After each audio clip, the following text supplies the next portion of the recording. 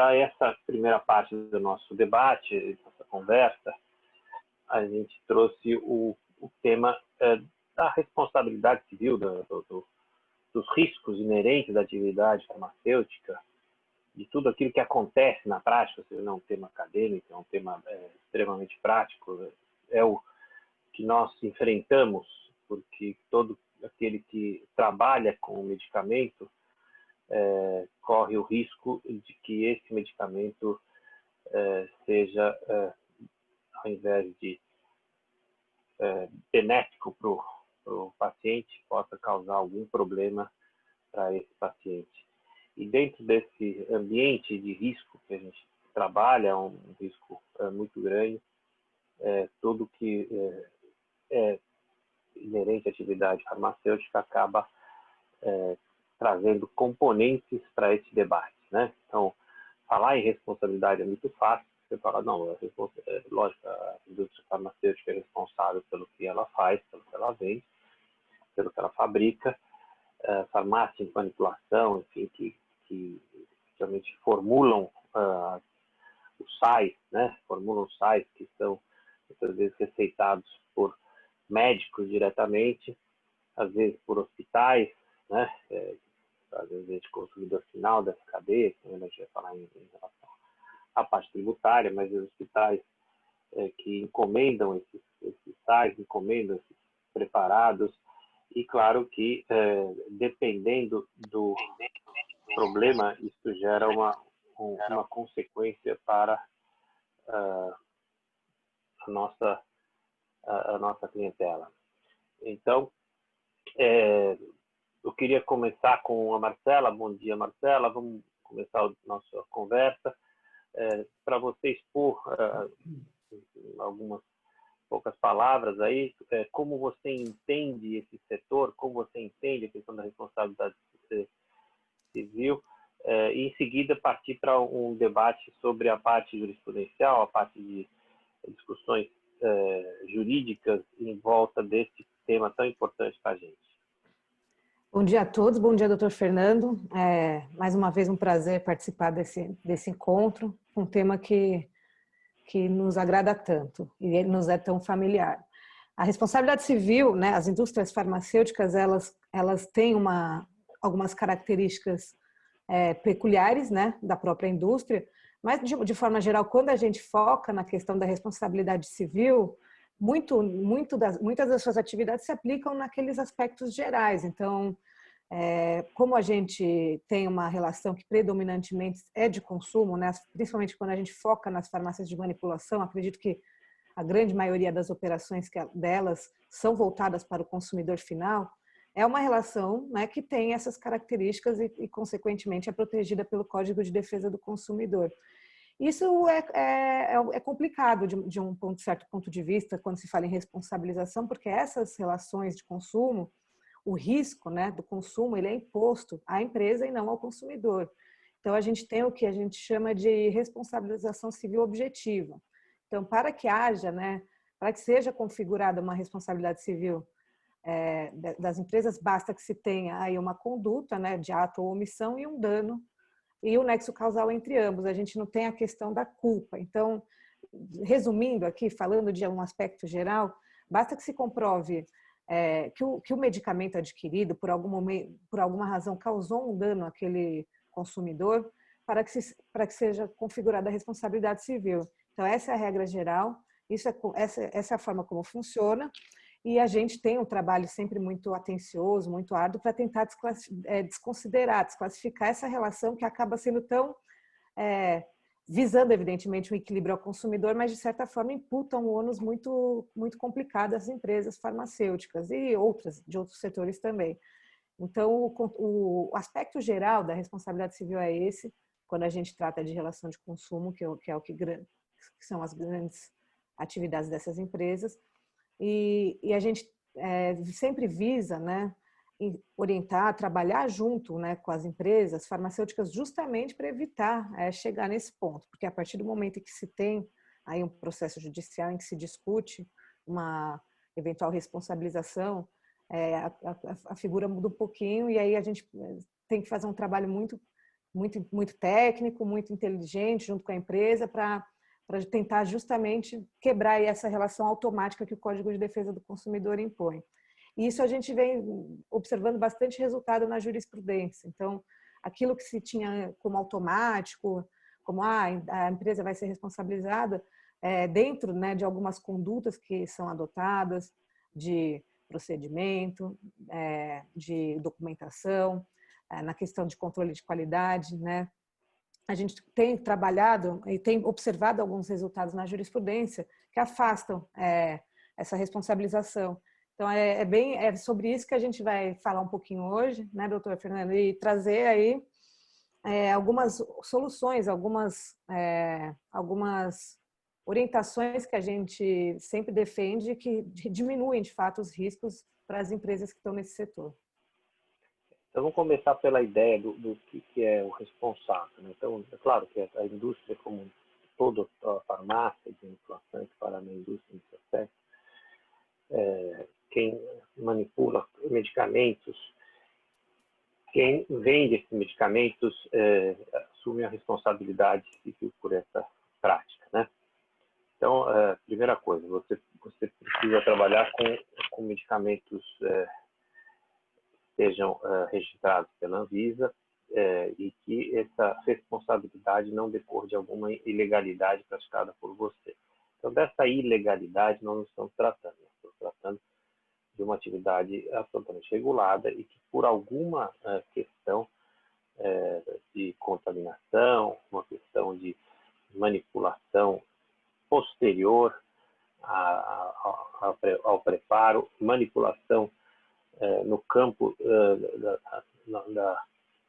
da atividade fim da farmácia de manipulação, ou seja, dentro daquele ambiente totalmente preparado para que o medicamento seja manipulado, e também a contaminação na venda, no transporte, até durante o consumo. Então, essa responsabilidade é muito investigada, né? Ela não é uma responsabilidade que você tem só pelo fato de você trabalhar com esse tipo de medicamento. Claro, você é reputado como responsável e você tem que ter prova de como você lidou com esse medicamento. Também é uma prova de cadeia, ou seja, um tracking, né, que você considera traçável, né, todo o medicamento até o consumo final. Isso é uma coisa muito difícil de fazer, mas que a indústria como um todo vem trabalhando para que isso possa ser feito de modo que a gente considere a hipótese de identificação de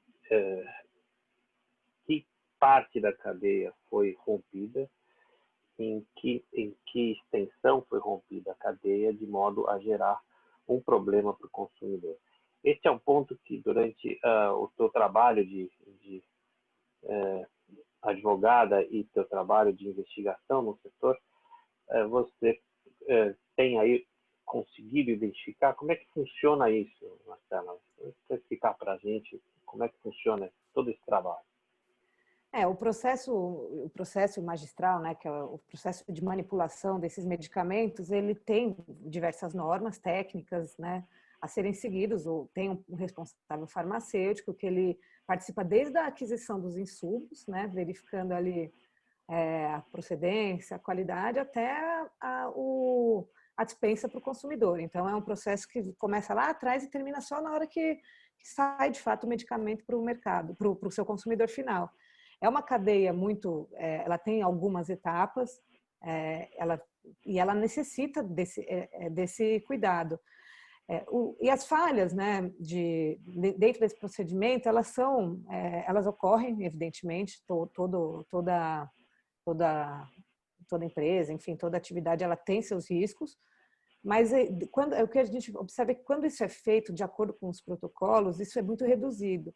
Então, assim, algumas falhas comuns que a gente observa muito é má armazenagem em condições que não são as adequadas, algumas questões também relacionadas à aquisição desses insumos, Então, esses problemas, eles existem, eles são os mais comuns.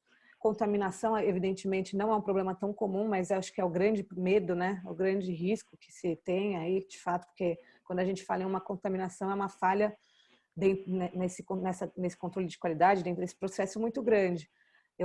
O que a gente observa muito é a questão principalmente da má armazenagem desses medicamentos. Mas um ponto aqui que é interessante é que é muito comum que se reclame, principalmente judicialmente, de alguma questão de qualidade ou se alegue um fato do produto, mas que de fato quem deu causa foi o próprio consumidor, ou seja, ele mesmo não armazenou da forma correta, ele não consumiu da forma como indicado, e é por isso que eu sempre defendo muito a questão do dever de informação por parte das empresas. Então, esse é o meu ponto. Eu acho que quando é feito esse controle de qualidade, quando a gente tem um responsável farmacêutico que está ali em cima, que ele emite os documentos, que ele registra tudo aquilo, que ele tem todos os laudos solicitados, quando ele tem todo um controle do que entra, do que foi utilizado, como foi estocado, em que condições foi armazenado, quando ele presta essa informação para o seu consumidor, o risco para esse negócio ele diminui significantemente. E quando acontece algum problema, a gente tem a possibilidade de defender a empresa e demonstrar, olha, a gente tem um laudo aqui que descreve tudo que foi feito com esse produto, com esse lote, e isso acaba afastando, de uma certa forma, pelo menos dando a oportunidade de afastar a responsabilização da empresa dentro de um processo judicial. Então, esses são os pontos críticos que eu entendo dessa cadeia e desse processo magistral, mas quando implementado, um bom controle de qualidade, um bom manual de procedimentos, isso é bem reduzido por parte das empresas. Então, dentro dessa lógica da investigação, a gente também tem outro aspecto que no nosso contencioso é bem importante, que é a investigação do próprio paciente, a condição do paciente. Né? No termo de coronavírus, de pandemia, muita gente já está um pouco médico, né? um pouco enfermeiro, todo mundo fala desse assunto com muita facilidade. E até nos jornais, nas televisões e tal, você sempre ouve a questão da doença pré-existente, da comorbidade. Então, o fulano já era cardíaco, já era diabético, tinha alguma doença crônica, ou passou por alguma doença crônica. Então, isso somado a uma atuação externa, né, de um vírus, pode gerar uma consequência mais grave. Agora, também na adoção de um tratamento, qualquer que seja, né, qualquer remédio que você tome, você pode ter uma consequência aí que foi estudado e que a gente também analisa nos casos.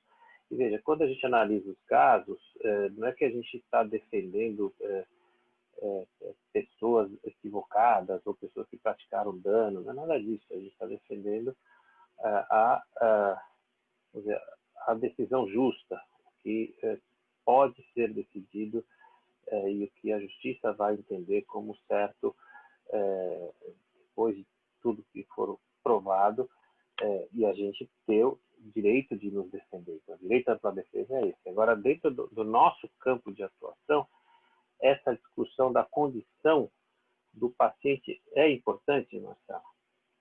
Muito importante, é extremamente importante. É muito comum, além da questão que eu falei antes de má armazenagem, né, daquilo que a gente chama de culpa concorrente ou até culpa exclusiva, né, do consumidor, é muito comum essa questão de fatores pré-existentes, são questões biológicas do ser humano que às vezes trazem aí um resultado não esperado ou até muitas vezes prejudicial à saúde, como as alergias, por exemplo. Acho que a alergia é um bom exemplo disso, que a alergia é uma condição biológica da pessoa. Uma pessoa alérgica a um determinado produto vai ter uma reação que uma pessoa que não é alérgica não vai ter, então isso é algo pessoal, né? Não tem como você atribuir às empresas, né, às farmacêuticas, uma reação alérgica. Só que é comum no judiciário vermos algumas reclamações nesse sentido, uma reação alérgica, e principalmente em que se alega aí que não tinha uma informação no produto de que era possível isso acontecer, ou até uma doença pré-existente, em que não tinha uma contraindicação. Então, é muito importante esse trabalho investigativo, porque aí a gente já não está falando de um fato do produto, a gente não fala de um defeito, né, daquilo que foi fornecido, daquilo que foi vendido, mas sim de uma incompatibilidade daquele paciente com determinado composto. E, de fato, na jurisprudência, a gente acompanha que existe, sim, os magistrados eles levam em consideração essa questão, eles separam bem o que é um fato do produto e o que é uma reação adversa, trazida pelo próprio corpo da pessoa, pela biologia da pessoa. Mas, por outro lado, a gente tem que tomar um cuidado um pouco com isso, porque evidentemente que a legislação específica ela traz aqueles deveres de informação, traz aquilo que é obrigatório constar, mas o Código de Defesa do Consumidor ele traz também de uma forma um pouco genérica também a obrigação de informar o consumidor daquilo. Então, é por isso que é muito importante que se conste, né, no remédio, na bula, ou enfim, que haja alguma orientação daquilo que ele é contraindicado, dos elementos que compõem, né, da composição do medicamento, justamente para que se afaste aí um eventual entendimento oposto de que não houve a devida prestação de informação por parte da empresa. Mas é muito importante essa investigação, porque a gente consegue separar aquilo que eu falei no começo, a responsabilidade, aquela responsabilidade independente de culpa, a gente atribui aquilo ao consumidor, porque foi um fato dele e não um fato do produto ou do serviço prestado, né? No caso do serviço das empresas de manipulação, a produção daquele remédio. Então, nessas questões de manipulação, é interessante você notar que tem aqueles remédios que são considerados de prateleira, né? Aqueles homeopáticos, aqueles alopáticos mais simples, que você tem, que se chamam on-shelf, né? Que está sempre na prateleira, e que mesmo na farmácia de manipulação você tem. Então, claro, aquele medicamento já tem um risco de contaminação, já tem um risco de mau uso, tem um risco de uso para pessoas que têm alguma comorbidade ou algum risco de reação. Agora, o que é manipulado, ou seja, aquele que você recebe a receita, e esta receita vamos dizer, aviada, né, que a gente chama de termo antigo, né, a aviação de receita, ela é transformada num medicamento. Este processo de transformação já é um aspecto de industrialização, vamos dizer assim, mas mesmo que seja mais simples, você tem todo um procedimento. Este procedimento nos tribunais é encarado como algo acessório, algo de menor importância, ou é o jogo mais crucial, né, o ponto mais crucial para que você apure responsabilidade objetiva ou subjetiva, porque a objetiva decorre da própria atividade. Então, como é que você defende isso? Como é que você separa isso? Então, é objetiva, subjetiva? Como é que você separa essas duas responsabilidades, ainda mais com esse caldo que a gente está criando aqui em relação à forma de trabalhar com esse medicamento? A responsabilidade ela é objetiva porque ela se enquadra na relação de consumo, tendo em vista que você está fabricando aí um medicamento para o consumidor final, que é o paciente. Agora, é muito interessante essa questão desses medicamentos que são os encomendados, ou seja, o médico prescreve, você leva a sua receitinha na farmácia de manipulação, eles somente fabricam esse produto de acordo com aquilo que está na receita e te entregam. Então, aí a gente consegue isolar aí um pouco a questão da responsabilidade das farmácias, né? As farmácias, elas estão seguindo... Só se interrompendo para esclarecer isso bem, que não fique dúvida. Ela é objetiva, então não adianta discutir. Eu já tenho que indenizar. Meu problema eu já indenizo. Ou ela é subjetiva no momento que eu posso, ela pode ter um grau de subjetivismo que seria parte da defesa proposta. A responsabilidade ela é objetiva, mas não necessariamente ela incumbe numa condenação, numa obrigação de indenizar direto. Não obstante ela ser objetiva, precisa se comprovar o que a gente chama de nexo causal. E essa é nossa grande linha de defesa, na maioria dos casos, é justamente quebrar esse nexo causal, porque você precisa de uma conduta, né, do autor, né? Ou seja uma ação ou uma omissão, você precisa ter um dano e eles precisam ser coligados. Então, ainda que ela seja objetiva, não tendo essa ligação entre um e outro, não existe o dever de indenizar. Aí você quebra aí a responsabilização civil da empresa. Mas ela é objetiva porque você não precisa necessariamente comprovar a culpa, que é aquele ato, a culpa na responsabilização civil ela é um pouco diferente da culpa no direito penal, que a gente ouve mais, mas é aquela negligência, aquela imprudência. Você não precisa comprovar que de fato ocorreu alguma negligência, imprudência ou imperícia para que tenha ocorrido aquele dano. Basta que exista uma ligação entre o que foi feito e o dano experimentado. Essa é a diferença. Mas, de qualquer forma, precisa que se comprove a ligação entre ambos, que é o nosso nexo causal. Se isso não acontecer, não tem o dever de indenizar.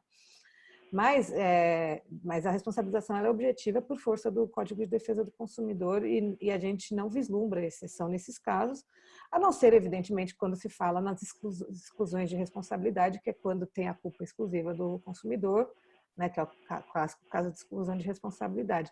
Mas tudo é uma questão, isso não necessariamente descaracteriza a responsabilização objetiva. A gente só quebra esse ciclo de ato ilícito aí que se prega no Código de Defesa do Consumidor. Então eu de qualquer modo eu vou responder, mas eu posso responder e não ter que pagar, certo? Exato, exatamente. Eu posso responder, ter que pagar e responder ainda por um crime. Então, se eu tenho então essa é uma questão interessante que sempre perguntam, né? Bom, mas peraí, eu sou gerente da loja, eu sou gerente da farmácia, eu sou gerente da indústria. Eu posso ter que responder criminalmente se tiver uma contaminação, tiver um óbito, tiver uma doença resultante do uso do medicamento ou qualquer contaminação. Então, a responsabilidade penal também decorre da responsabilidade objetiva. Sim, a responsabilidade penal, obviamente não vou me aprofundar muito nessa questão, porque não é minha área de atuação, mas a responsabilidade, ela decorre do mesmo fato, né? Ela pode ser apurada aí uma lesão corporal culposa, né? Ou até um homicídio culposo nos casos mais graves, mas ela decorre desse mesmo fato. Geralmente, né, são ações que são coligadas e é muito comum que se espere a solução do processo civil para que se apure uma responsabilização penal em casos mais graves e que, de fato, a gente tem aí um dano à saúde, ou até um dano à vida, mas ela decorre, sim, a responsabilização penal, ela decorre, sim, da responsabilização civil. De fato, eu não sei explicar aqui muito então, bem. Eu não vou claro, não vou te colocar numa fria e você ter que cravar isso, mas em si a responsabilidade penal decorre da atividade comercial praticada quando tem culpa, dolo ou omissão na questão de medicamentos, certo? Então, você vai responder por isso, a empresa não vai para a cadeia, mas os sócios administradores podem ser condenados se for comprovada, vamos dizer, a culpa deles em relação àquilo que foi resultante do medicamento, se foi algum problema que causou dano à pessoa que consumiu esse medicamento. É importante porque todo aquele que é administrador já sabe que quando entra numa indústria farmacêutica ou quando até empregado da indústria farmacêutica ou empregado da farmácia de manipulação, sabe desse risco. Ou seja, ele tem o risco da profissão, né? Tem um farmacêutico responsável. Este farmacêutico responsável é um que sabe que qualquer problema que exista, ele vai responder, e os sócios administradores também terão a mesma responsabilização nesse ambiente. Aí vem a questão que é um pouco daquilo que a gente vai falar também em tributação, né? Você tem uma cadeia neste ambiente de farmácia e manipulação, que foi recentemente analisado pelo Supremo Tribunal Federal, que afinal decidiu que essa atividade, farmácia e manipulação, paga ISS. Essa discussão de pagar ISS tem um histórico interessante, porque a atividade de farmácia, a atividade de aviação de receita, era originariamente uma atividade dos farmacêuticos, né? Eles faziam os medicamentos, e não existia uma indústria por trás deles, né? Faziam, vamos ver, customizados. Então, a indústria farmacêutica começou assim, né? Então, o farmacêutico aviava a receita dada pelo médico, e ele fazia sua alquimia e chegava ao medicamento conforme o médico tinha receitado para o paciente. Era para aquele paciente e não para qualquer paciente. Com a industrialização da farmácia, você teve, então, a passagem deste medicamento aviado para a industrialização, e essa industrialização foi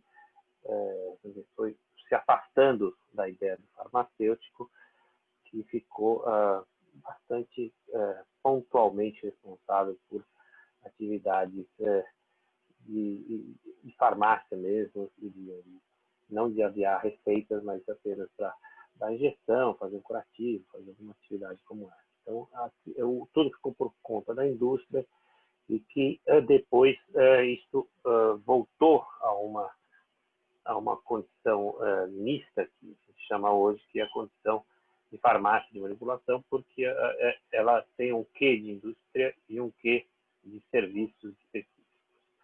Claro que nessa bola dividida, quando veio a Lei Complementar 116, o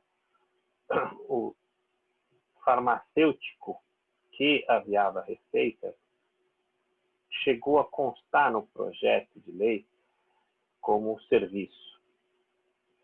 E esse serviço de manipulação foi suprimido da lei complementar, justamente porque ele era considerado já uma atividade de indústria e comércio. E, claro, ficou essa discussão, porque a farmácia e manipulação pretendiam ser objeto de tributação pelo ISS, mas a indústria em si queria ser tributada pelo ICMS. Quando a gente fala indústria e farmácia, pode gerar uma confusão, porque a gente, no final de contas, estamos todos manipulando medicamentos, seja por meio automatizado, seja por meio manual. Então, a manipulação de medicamentos, ela é própria de uma transformação. Mas, claro, como nós temos 3 competências tributárias da União dos Estados e Municípios, essa divisão não ficou muito nítida. E o Supremo acabou decidindo recentemente, em maio desse ano, em agosto desse ano, sobre essa questão.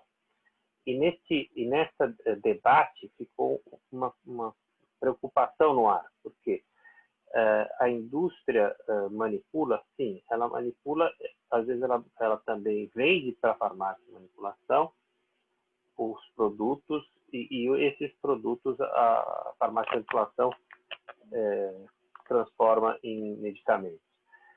A indústria também pode fazer medicamentos por encomenda para o consumidor final, o hospital. Então, veja, a gente tem as 3 formas de atuar. Você tem aquele produto que é fabricado 100% dentro da farmácia, aquele produto que é fabricado para a farmácia e que a farmácia termina de concluir a manipulação, e aquele produto que é fabricado exclusivamente na indústria. Também a indústria acaba entrando no ramo da manipulação para volumes maiores, até pela condição que ela tem, e às vezes não só para volumes maiores, mas também pela condição de fabricação de determinados produtos muito tecnológicos. Ela entra em um setor mais técnico. Então, claro, tudo isso faz com que a indústria se especialize, a indústria em determinados ramos seja bem específica, bem customizada. Quando a gente fala isso, a gente está tratando de medicamentos parenterais, medicamentos enterais, medicamentos que são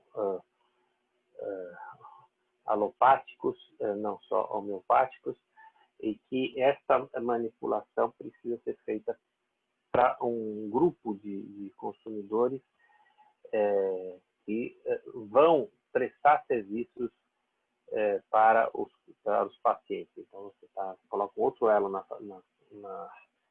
cadeia, que é o dos hospitais. Isso não foi bem explorado pela Jurisprudência do Supremo Tribunal Federal e acabou levando a um erro de interpretação que tem diversas consequências. Então, não foi feita a análise criteriosa desse problema, a análise que precisaria ser feita num ambiente tão crítico como a gente está lidando. Então, veja, nós estamos sempre transformando medicamentos, nós estamos sempre na indústria de transformação, e o fato de ser feita por um farmacêutico, ser feita pela indústria, a gente está sempre falando de transformação. Então, começa por aí, é uma transformação, e essa transformação não estaria no campo de incidência do ISF, mesmo depois da Lei Complementar 116, porque a lista não premia esse tipo de serviço. O que a gente achou curioso no consequencialismo do Supremo foi que os ministros entenderam, ok, mas como estava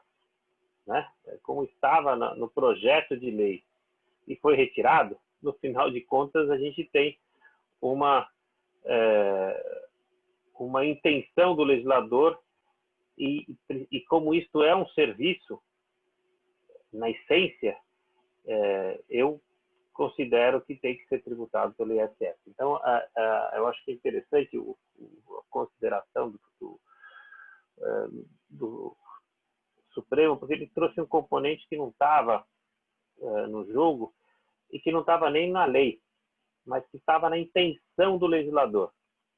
Então, dentro desse campo de atuação, falando do campo tributário, foi gerado um problema até logístico, porque eu vou ter um tipo de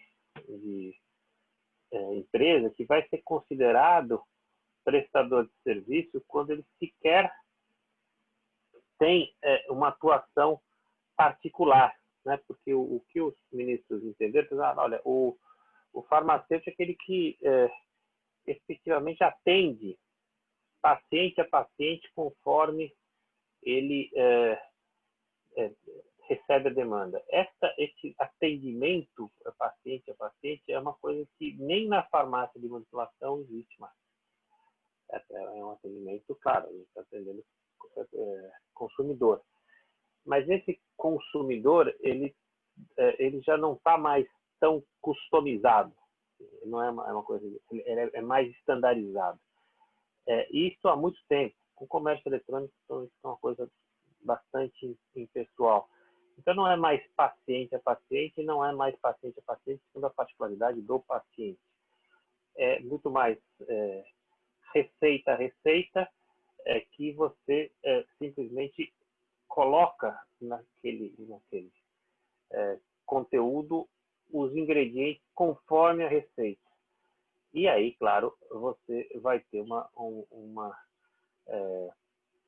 um resultado específico. Tanto para a responsabilidade civil quanto para a responsabilidade tributária é a mesma coisa. Veja, o que a gente fizesse um cookie, né? Eu faço um cookie, né? Minha filha outro dia fez um cookie para a gente.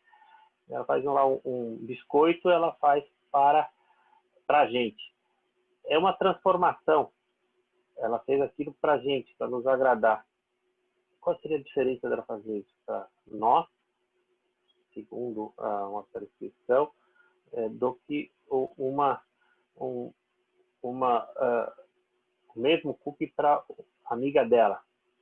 Será que o fato dela atender transforma isso em serviço? Veja, este ambiente tão delicado que a gente vive de interpretação gera confusões, e essas confusões têm consequências práticas. A consequência prática que a gente vê de cara é que você tem uma cadeia de produção que vai levar o medicamento até o consumidor. Essa cadeia de produção tem uma característica mercantil, uma característica de produto industrializado, comercializado e uma prestação de serviço que é consequência dessa cadeia, que ela é apenas a venda do medicamento. Então, se ela é ligada à venda, ela está relacionada à cadeia anterior e ela não está relacionada à prestação de serviço em si. Então, o atendimento personalizado do consumidor não é serviço, ele é venda. Eu estou personalizando um atendimento. Isso é tão grave que você vai gerar para a indústria, como tem acontecido, um fato interessante. As farmácias de manipulação, aquelas empresas que também revendem produtos e prestam serviço, segundo essa nova interpretação do Supremo, elas compram o insumo. Ao comprar o insumo, você tem imposto, certo? Este imposto vem da cadeia. Então, você vem recebendo uma carga tributária de IPI, de ICMS, de outros impostos no produtos importados, e você tem todos os impostos. De repente, esses impostos para a cadeia da farmácia de manipulação não são compensáveis, porque se entendeu que é uma prestação de serviço. Então, veja, todos aqueles impostos que podiam gerar um crédito e, consequentemente, ter uma carga menor para o consumidor final, viram custo. E, pelo lado do consumo, mesmo depois da decisão do Supremo, essa indústria vai ter que reter esses impostos. Então, você acaba tendo um efeito de custo para esses donos de farmácia de manipulação, esses donos de empresas que vendem produtos para hospitais, como prestação de serviço. Então, você vai ter uma dupla consequência. Você vai pagar ISS e não vai descarregar o ICMS. Então, você passa a ter retenção de ICMS na figura de substituição tributária e não vai conseguir repassar isso. Então, você vai pagar ICMS por retenção, por substituição tributária, e vai ter ISS. Vai ter uma dupla carga tributária que o Supremo ainda não resolveu, mesmo depois dessa decisão. Então, para a indústria, você vai ter uma consequência nefasta. Para o consumidor final, outra consequência nefasta, que é o preço, vamos dizer, encarecido desses produtos. E o sistema fica quebrado, o sistema tributário fica quebrado, porque houve uma má interpretação do Supremo nesse sentido consequencialista de você entender que deveria ter uma figura legislativa que não tem, mas como deveria ter, eu considero, o Supremo considera que deve ter e cria uma figura que não estava na lei. Então, essa gravidade da decisão do Supremo gera o que a gente chama de pior consequencialismo possível. E veja, por entender que a cadeia tributária precisa ter um tributo sobre serviços, mesmo que esse tributo não tenha previsão na Lei Complementar 116, eu crio uma interpretação que para mim é interessante, porque eu entendo que deveria ter. Mas a consequência jurídica disso é que você está gerando insegurança. Então, o grande problema que nós enfrentamos hoje, os nossos julgados, seja na área civil, seja na área tributária, é esse consequencialismo jurídico. Na área da Marcela, e eu voltaria também para o debate da Marcela, que a gente tem de passar isso para os nossos colegas, muitas vezes, mesmo tendo a prova da regularidade do farmacêutico, mesmo tendo a prova da regularidade do processo de fabricação, mesmo tendo a prova diabólica, que não houve nenhuma contaminação, tem uma prova diabólica que não teve contaminação, sendo que você tem todos os certificados, ou seja, que houve uma contaminação em algum momento, mas isso não tem nada a ver com a manipulação, você é condenado. Então, tem determinadas praças que condenam ipso facto, né? Sem nenhuma necessidade de você perder tempo com provas. Você vê isso como uma fase, você vê isso como uma tendência? Como é que você está vendo isso no cível, você, Marcela, que está sofrendo mesmo que a gente na área tributária? Existe uma tendência em que, se existe uma dúvida, os juízes eles acabam condenando de fato as empresas a indenizar. Eles reconhecem a responsabilização civil. E é uma prova muito difícil. Quando você descaracterizar uma responsabilidade objetiva é muito difícil, porque é uma prova negativa, né? Você precisa provar que você não fez nada de errado. Isso é muito complicado de fazer. Então, de fato, existe sim essa tendência. A gente, infelizmente, observa muitas condenações, e eu, pessoalmente, discordo de muitas delas, porque não me parece muito razoável condenar uma empresa se ela consegue demonstrar documentalmente, através de um responsável técnico, que, de fato, cumpriu tudo com todos os protocolos, todas as normas técnicas, as normas da Anvisa, as normas do Conselho Federal de Farmácia. E mesmo assim, os juízes, acho que, por não se sentirem seguros, eles optam por, de fato, condenar. Aquilo que eu falei, o CDC ele traz esse risco do negócio para as empresas, ele tira do consumidor e coloca para as empresas. Então, é uma tendência, é um trabalho muito difícil, por isso que a gente defende esse trabalho investigativo do consumidor, do paciente, porque fazer a prova negativa não é um trabalho fácil. Então, se a gente não consegue demonstrar algo certo, né? Se a gente não consegue pegar ali uma questão, comprovar que de fato o paciente ele tinha uma informação e ele optou por fazer de forma diferente, a gente fica na mão aí da subjetividade do magistrado e aí a gente acaba enfrentando esse problema em alguns casos de ver uma condenação, por mais que se demonstre que a empresa atua regularmente, acaba sendo imputada essa questão do risco. É uma dificuldade que a gente tem.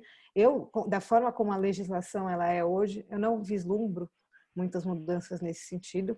Eu acho que existe aí uma necessidade de que se adeque, porque evidentemente eu não posso falar que em desequilíbrio, né? Até porque ninguém tem dúvida de que o consumidor ele é uma parte hipossuficiente na relação e que as empresas, na sua grande maioria, elas assumem esse risco mesmo diante das atividades que elas exercem. Mas, por outro lado, fica no colo delas um ônus de uma prova que muitas vezes é impossível de produzir. E ela acaba sendo responsabilizada, às vezes, porque é uma relação de consumo, a responsável não conseguiu provar que não fez, então, na dúvida, vamos condenar. Esse é um problema, de fato, que a gente vem enfrentando também. Então, nesse ponto é interessante. Então, de qualquer modo que você aborde o tema, você pode sofrer uma condenação. Então, é um pouco triste você falar isso, porque dá a impressão, por exemplo, então vamos pagar tudo, vamos manter uma contingência no nosso balanço e vamos deixar já para eliminar isso aí e considerar isso um fato sobre o qual você já não tem mais controle e isso vira preço. Do ponto de vista de indústria farmacêutica, isso seria o pior dos mundos, mas é uma realidade que a gente enfrenta e que cada vez mais a indústria farmacêutica está colocando isso no preço dela, está precificando isso e gerando aí para o mercado um custo adicional e para a advocacia um problema de perda de um ambiente de discussão técnica, perda de um ambiente de argumentação jurídica que você deveria ter nos tribunais. No ponto de vista do direito tributário, o que nós temos hoje é interessante, né? Porque veja, a farmácia de manipulação quis tanto pagar ISS, agora vai pagar ISS. Agora ela já paga ICMS por substituição tributária. Ela tem 2 tributos e para sair dessa situação de dever 2 tributos, ela vai ter que entrar com uma outra ação. Então, é uma coisa interessante, é um pouco do nosso sistema. Ela vai ter que entrar com uma ação para dizer para quem ela paga. Então, ela vai ter um custo adicional. Se ela vai continuar pagando ISS só, ou se ela vai pagar ISS mais ICMS. Então, são aquelas questões que, no nosso entender, estão gerando uma polêmica que seria desnecessária se tivesse uma boa compreensão. Porque, naturalmente, se você presta um serviço e esse serviço é teu, exclusivo de farmácia, de manipulação, você não teria que ter ICMS sobre essa atividade. Mas é considerado que o Estado se vê na obrigação de cobrar esse ICMS por ser uma mercadoria, e ele entender que é mercadoria, ele vai continuar cobrando ICMS e você vai ter 2 tributos. Então, o problema da condenação ter sido mal elaborada e também o pedido ser mal elaborado, né, porque quem fez o pedido, falando um pouco de processo, queria que fosse determinado o pagamento do ISS, né? Então, quando você faz um pedido torto, você recebe um benefício torto. Então, essa ação que foi julgada teve uma decisão torta e agora vai ser mais uma das ações que ficam vagando pelo Supremo em busca de uma declaração, embargo de declaração. Mas eu tenho dúvidas que esse embargo de declaração, até estou colocando isso no parecer, para a gente dizer o seguinte: não acredito que isso seja sanável por um embargo de declaração, porque o pedido não foi formulado adequadamente. E aí não estou fazendo a crítica a quem formulou, mas o pedido não foi formulado adequadamente. E a análise dos ministros do Supremo levou em consideração algo que não estava no ambiente constitucional e infraconstitucional. Então, isso, é claro, o consequencialismo jurídico ele tem essa questão que muitas vezes é econômica ou é social, está na Lei de Introdução ao Direito Brasileiro, só que essa ideia de você poder julgar de acordo com as consequências torna o direito bastante imprevisível e, claro, perde a segurança jurídica. Quando você julga de acordo com as consequências, então, veja, e a gente volta para o assunto civil, né, que a Marcela nos ensinou bastante hoje. Você volta para a ideia, então, como eu tenho que reparar o consumidor, como eu tenho que reparar o hipossuficiente, então tanto faz o que tenha sido praticado, tanto faz a forma como foi conduzida a fabricação do produto, tanto faz se a empresa é ciosa ou não pela sua atividade. Eu tenho que atender o hipossuficiente. No campo tributário está ficando mais ou menos assim. Tanto faz se a Constituição não prevê, se a lei complementar não prevê. Como eu tenho que tributar e eu preciso acudir os cofres públicos, porque deles depende a situação do Estado, então eu vou tributar. E, claro, esse argumento raso faz com que a gente tenha aí um risco muito grande para o administrado. Então, eu vou eliminando a hipótese de defesa da farmácia por manipulação no campo e da indústria e farmacêutica de modo geral, porque eles vão perder todas.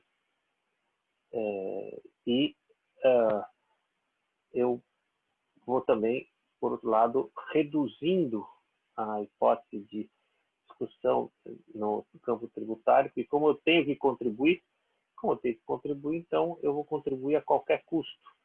E esse é o grande risco que a gente vive hoje.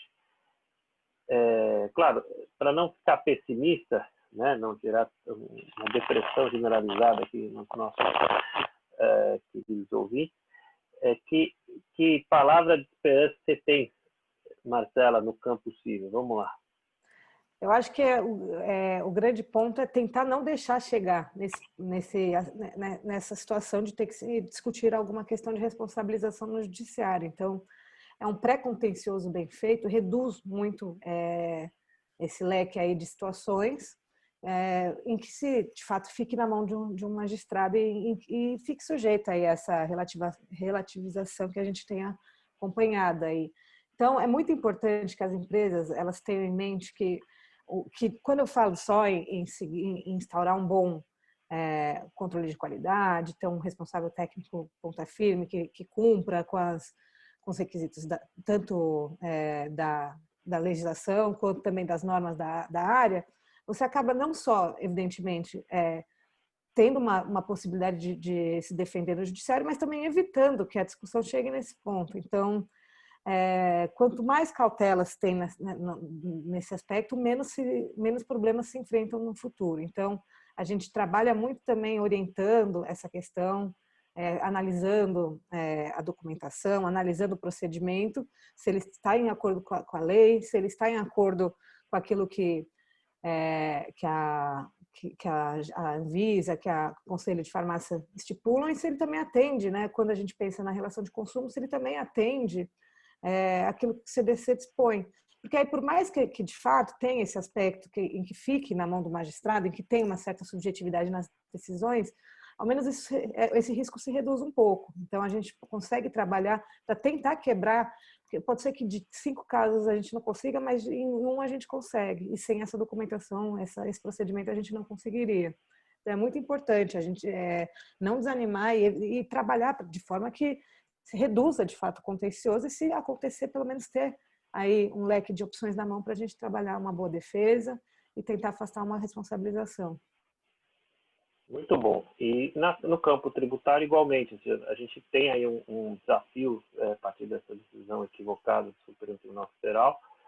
O mercado tributário está agitado nesse momento, porque ele está querendo entender qual é a consequência desse consequencialismo, desculpe o trocadilho, mas é verdade, qual é a consequência do consequencialismo do Supremo, mas o que eu defendo, e que eu estou ladeado por você e por boa parte dos juristas brasileiros, é que a gente continue brigando, que a gente continue discutindo, que a gente continue não deixando que a tributação fique uma coisa tão simples, tão absolutamente inexorável, que você pague e passe isso para frente e não discuta nunca. Há decisões que estão revertendo esse posicionamento consequencialista do Supremo, e eu acredito que a gente vai ter êxito se a gente continuar brigando, e aí esse é o nosso recado nesta tarde, já que começa desta quinta-feira, agradecendo mais uma vez a Marcela pela sua coragem, seu brilhantismo em discutir esses temas tão espinhudos que a gente tem pela frente, e vamos em frente e teremos novas lives aí para esclarecer a todos as questões atinentes ao mercado. Obrigado, Marcela, obrigado a todos e um bom dia para vocês. Eu que agradeço, queria agradecer a presença de todo mundo e tenha uma boa tarde, todo mundo. Tchau.